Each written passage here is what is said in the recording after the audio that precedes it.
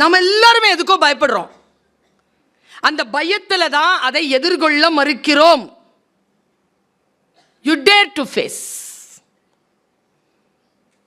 நான் இதை பார்க்குறேன். 1974 அப்படி ஓப்பன் பண்ணுது. ஒரு பொண்ணு வரா, 35-38 வயசு இருக்கும். அவள் பேர் மரியானா ஆல்பர்டோவிச். ஸ்மார்ட்டாக இருக்கா, நல்லா பியூட்டிஃபுல்லாக இருக்கா. ஒரு கவுன் போட்டிருக்கா, காஃபி கலரில் ஒரு கவுன் போட்டிருக்கா, ஒரு கவுன் போட்டிருக்கா, ஒல்லியாக இருக்கா, பாஃப் வெட்டியிருக்கா.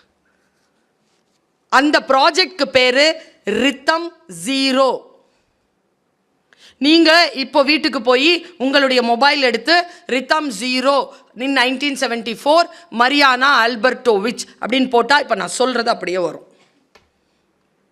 அவள் ஒரு சைக்காட்ரிக்ட். அந்த சைக்காட்ரிக்ட் என்ன பண்ணுறா, ப்ராஜெக்ட்ஸ், எக்ஸ்பெரிமெண்ட் ப்ராஜெக்ட்ஸை பண்ணுறா. என்ன எக்ஸ்பெரிமெண்டல் ப்ராஜெக்ட் அப்படின்னா சைக்காலஜி எக்ஸ்பெரிமெண்டல் ப்ராஜெக்ட்ஸ் பண்ணுறா.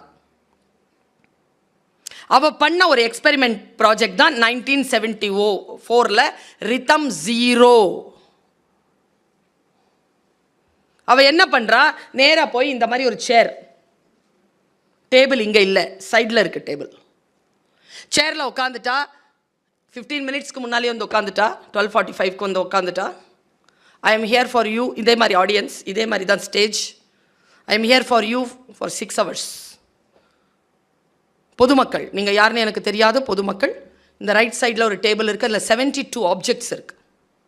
பூவிலிருந்து ப்ரெட்டு, கத்தி, குண்டுட்டப்பட்ட துப்பாக்கி, ஊசி, பைபிள், மேக்கப் ஐட்டம்ஸ், சீப்பு, கத்திரிக்கோல், கயிறு, ஷூஸ் எல்லாம் இருக்குது. ட்ரெஸ் எல்லாம், ஷால். இந்த 72 ஆப்ஜெக்டையும் எனக்கு தெரிஞ்சு இது இந்த பாயிண்ட் மட்டும், மற்றதெல்லாம் இறகு, இதெல்லாம் சேர்த்து வச்சுக்கிட்டு ஒரு சிறகு வந்துருச்சு உங்களுக்கு. நான் கொடுக்குற இந்த மெட்டீரியல் இன்னும் ஒரு சிறகு. ஒட்டுமொத்தமான பாயிண்ட் இது. நான் கேம்பர்லியிலேருந்து கிங்ஸ்டோன் போகும்போது நான் வேற, கிங்ஸ்டோனுக்கு போயிட்டு பேசிட்டு நான் வந்ததுக்கு அப்புறமா இதோ இப்போ வரைக்கும் நான் வேற. எதுவுமே லேர்னிங் தான். Listening, learning, observing, listening, learning. அப்புறமா தான் ரைட்டிங், ஸ்பீக்கிங், ரீடிங்லாம். இந்த அலர்ட்னஸ் இருக்குல்ல, இது நம்ம குழந்தைகள்கிட்ட வரணுங்கிறதுனால சொல்கிறோம். நம்மக்கிட்டையும் வரணும். அப்படின்னு போகக்கூடாது. அப்படியா அப்படியா சொல்கிற? It is his opinion. You cannot leave others life. சுடும் வரைக்கும் நெருப்பு, தொடும் வரைக்கும் தான் பாம்பு, சுற்றும் வரைக்கும் தான் பூமி, போராடும் வரைக்கும் தான் மனிதன். Go for the field. ஏன்னு பார்த்துட்டு இருக்காத. கோ ஃபார் த ஃபீல்டு. வந்தல்ல, இதில் பார்க்குறத விட கேட்குறல்ல, இது வேறு ஃபீல் தானே. இதில் பார்க்குற ஃபீல் எப்படி, இது கேட்குற ஃபீல் எப்படி, இது வேற. Go to the field. அவள் உட்கார்றா. யுவர் டைம் ஸ்டார்ட்ஸ் நவ் அப்படின்ட்டு அவள் அப்படியே சிட் ஸ்டில் அப்படி உட்காந்துட்டா. ஒருத்தன் எழுந்திருக்கிறாங்க. இப்படி வந்தாங்க. வந்துட்டு மேலே ஏறி மெதுவாக வந்து அந்த டேபிளில் இருக்கக்கூடிய ஒரு ரோஸ் எடுத்து அவள் கையில் கொடுத்துட்டு அப்படி போயிட்டு உட்காந்துட்டார். பின்னாலேயே இன்னொருத்தன் வந்தான். அவரை எப்படி பார்க்குறான். இதெல்லாம் இருக்குது. லிப்ஸ்டிக் எடுத்துகிட்டு வந்து லிப்ஸ்டிக் போடுறான். அவருக்கு வச்சுட்டான், போயிட்டான். இன்னொருத்தன் வந்தான். அந்த லிப்ஸ்டிக் எடுத்து இந்த இடத்துல மாம் அப்படின்னு எழுதுறான். எழுதிட்டு போய் அவன் உட்காந்துட்டான். இன்னொன்று வருது.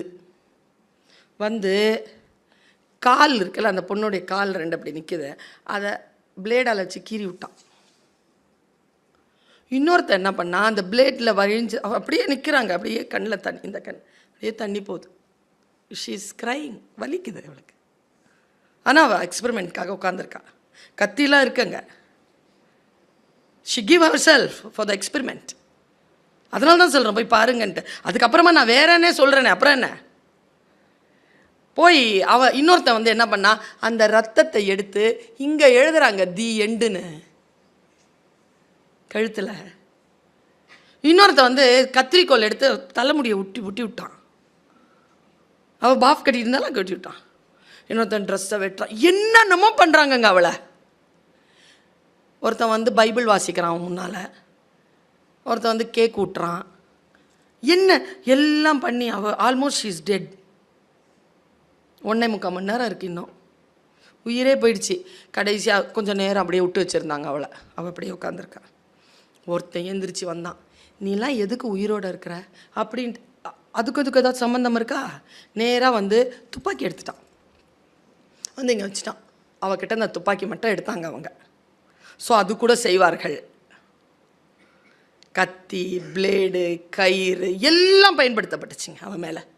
சாப்பாடு, அன்பு, ஃப்ளவர் கொடுத்தது, மேக்கப் போட்டது, முடி திருத்தினது எல்லாம் பண்ணுறாங்க அவளை. அப்படியே உட்காந்துட்டுக்கா. டங்குன்னு 6 மணி அடிச்சுது. நான் பார்த்து 45 மினிட்ஸ் பார்த்தேங்க. நான் மாற்றி மாற்றி மாற்றி மாற்றி பார்த்துக்கிட்டே இருந்தேன். நான் அந்த அந்த ஆல்பர்ட்டோவிச்சை பார்த்துட்டே இருந்தேன். கடைசியாக ஒரு ஸ்டேட்மெண்ட்டுங்க. அது அவ சொல்லலை, நான் சொல்கிறேன். 6 மணி டங்குன்னு அடிச்சதில்ல. இப்படி அவள் தன்னுணர்வு பெற்றால. அப்படி தன்னுணர்வு பெற்ற உடனே அவளுக்கு யார் யார் கத்தியில் குத்துனாங்களோ, வெட்டினாங்களோ, கீறினாங்களோ அதுங்க எல்லாம் எழுந்திரிச்சு ஓடிருச்சிங்க வெளியில். நான் ஒன்று சொல்லவா? இப்போது பெண்களுக்கும் இளைஞர்களுக்கும் குழந்தைகளுக்கும் சொல்லுகிறேன், முதியவர்களுக்கும் சொல்லுகிறேன். நீங்கள் துன்புறுத்தப்பட்டு கொண்டு இருக்கிறீர்கள் என்று யார் உங்களை துன்புறுத்துகிறார்களோ அவர்கள் உணரச் செய்துவிட்டால் அவர்கள் உங்களை விட்டு விலகி போவார்கள். நீங்கள் அலோவ் பண்ணிட்டு இருக்கிறீங்க. அதனால்தான் அந்த கொடுமை தொடர்ந்துக்கிட்டே இருக்கு. நீங்கள் உணர்ந்து கொண்டீர்கள் என்பதை அவர்களுக்கு எப்படியாவது கம்யூனிகேட் பண்ணிடுங்க, ஓடிடுவாங்க.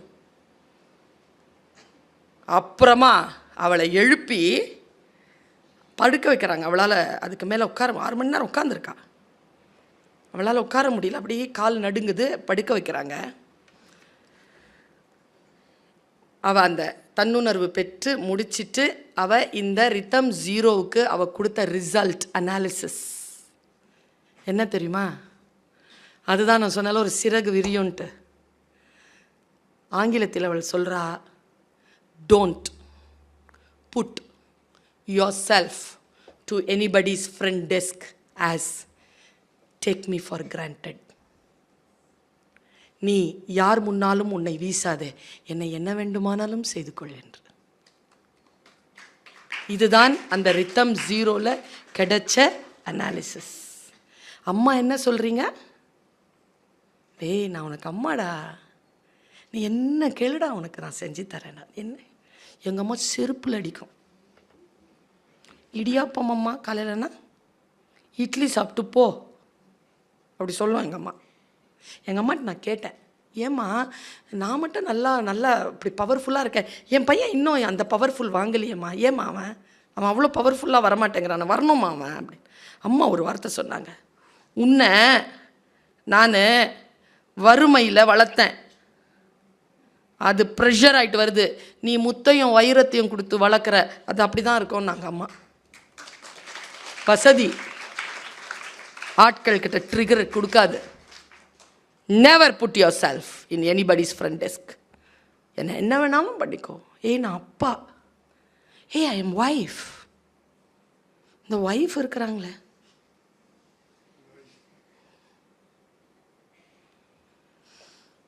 உங்கள் வீட்டுக்காரர் என்னம்மா பண்ணுறாரு? அவர் இன்ஜினியர். நீங்கள்? நான் சும்மா தான் இருக்கிறேன். அப்புறம் இல்லை, சரியாக சொல்லு, நான் ஹவுஸ் ஒய்ஃபுங்க. நான் ஒன்று கேட்குறேன், இந்த மாதிரி சொல்கிற பெண்களை பார்த்து, லூஸு கூட சும்மா இருக்காது. நீ எப்படி சும்மா இருக்கிற? நீ சும்மாவா இருக்கிற? இந்த வீட்டில் சும்மாவா இருக்கிற? நீ அந்த ஆளுக்கு தானே ஒய்ஃபு. அது எப்படி ஹவுஸ் ஒய்ஃபு?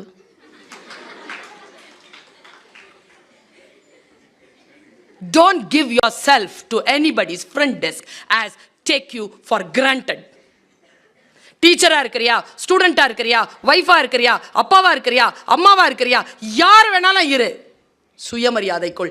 அதுதான் தமிழ்நாட்டின், அதுதான் திராவிடத்தின் நமக்கு கிடைத்திருக்கக்கூடிய ஆகப்பெரிய சொத்து. செல்ஃப் ரெஸ்பெக்ட், சுயமரியாதை. அந்த இறகை சேர்த்த சிறகுகளை கொடுத்திருக்கிறேன்.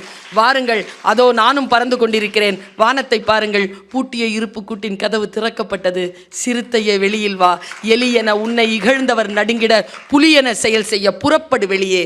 நம்பினை இருளினை விலக்க என் செம்புட் பறவையே, சிறகை விரி, எழு, பற, வா, சேர்ந்து பறப்போம். வானம் காத்திருக்கிறது. நன்றி, வணக்கம்.